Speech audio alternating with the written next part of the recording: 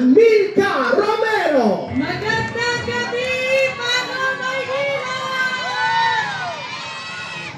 Distrito 5, Batang Manila!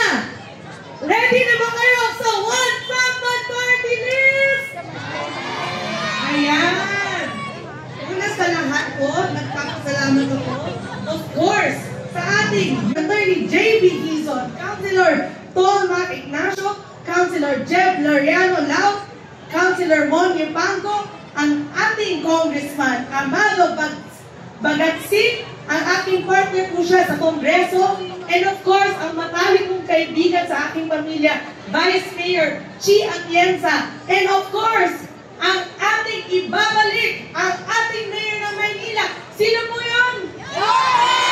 Ako, Maynila yata. Sino po ang Mayor natin sa Maynila? Ayun. At sino po ang party list po natin? Kilala niyo ba ako? Hindi ba naman? One Pacman na. Ako po si Milka Romero ng One Pacman Party List. Ako ang first nominee po. Nandito na ang first nominee ng One Pacman Party List. Kasi po, 3 termino na po na nakaupo ang One Pacman. Over 145 bills na naipasa ng aking ama na ngayon na nakaupo si Congressman Mikey Romero. At ngayon, ako po ang isusulong para sa kababaihan, para sa kabataan, at para sa kalusugan ng buong Maynila. Okay na po ba yun? Ako na nire-represent kasi po, marami pang hindi pa nakakaalam na ang party list ay nakaupo sa Kongreso. Kung meron po tayong district party list, district congressman, meron din po tayong sectoral na congressman. Ako po yun.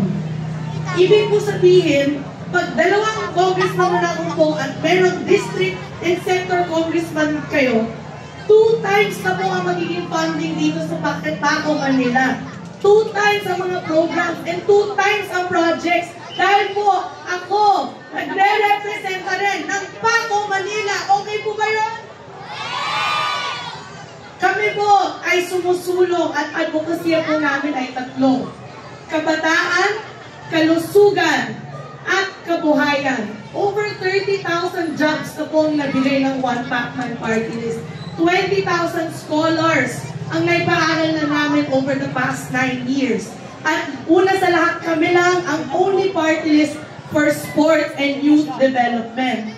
Kung nanonood po kayo ng volleyball, sino po dito ay volleyball fans? Sa PBL, may-ari po ako ng Capital One Solar Spikers at dadalhin ko po ang mga professional volleyball players, si Roma Duraman, si Eliza Valdez, at lahat ng professional dito sa Paco. Okay lang?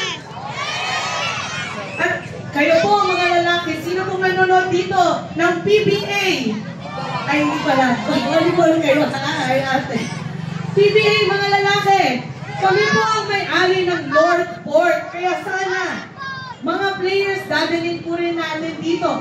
Si Justin Brownlee po, ginawang Pilipino ng aking ama. Kaya tayo may gold medal sa Gilas, Pilipinas. Kasi yung aking ama, believe na believe sa talento ng mga Pilipino at ang mga atleta natin Pilipino. From the grassroots level po, mayroong mga kaming clinics para sa inyong mga anak na talagang makakapag-iwas bisyo para sa inyong mga apo at magbibigay kami ng scholarships for student athletes. Kami po ay party list na tumutulong at umaaksyon. Kaya sana lang po, ang hiling namin, kung pwede lang po, Paco, Manila, ay supportahin naman natin ang isang party list lamang. Ang One Pacman Party List po, number 22 sa balota. At sisiguraduhin ko po na ako, ang first nominee, Milka Romero, ay babalik at babalik rin dito sa Paco, Manila. Muling, maraming salamat po at pagkita-kita po tayo with Team Your Next Choice. Thank you very much.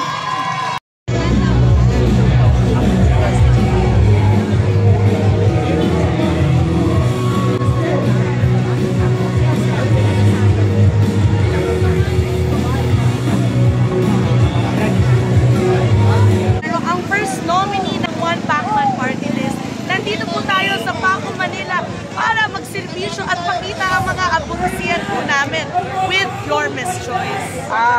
Congresswoman, balita po namin, you're recently athlete. Pwede niyo po ba kaming share ng journey niyo po? Yes po. Over 20 years po akong student athlete at nagrepresenta rin sa Philippine team. May-ari rin po ako ng PBL Capital One Solar Spikers at ang PBA Northport.